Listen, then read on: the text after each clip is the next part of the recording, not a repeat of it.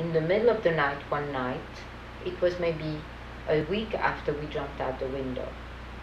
By the way, my mother opened her leg there was tomatoes under the window and she opened her leg. She never complained, not one moment.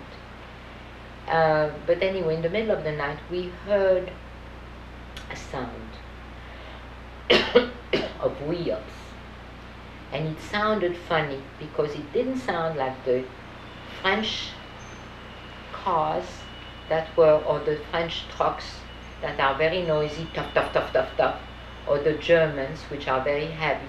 It was a lightweight, but we could hear that it was many cars passing by. So my parents said to me, Ginette, go and take a look at what's going on. So I went out from the basement. I went out through the door, which is a place we never use. We always use the back. And I said to myself, it was dark, it was night, but that convoy, the lights were on. I mean, this was something, and I realized it was Americans.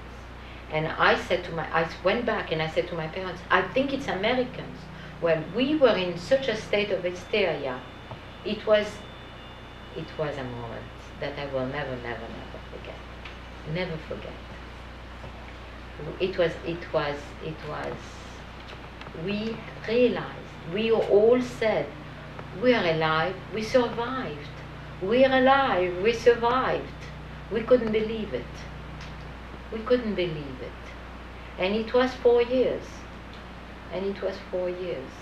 All right, the next day the Germans came back. There was a little bit of shooting. The women were getting their head shaved off because they were some women, because they collaborated. You know, I'm talking about in Voirons. There were so many things going on. We had to run away, but it was totally different. It was totally different.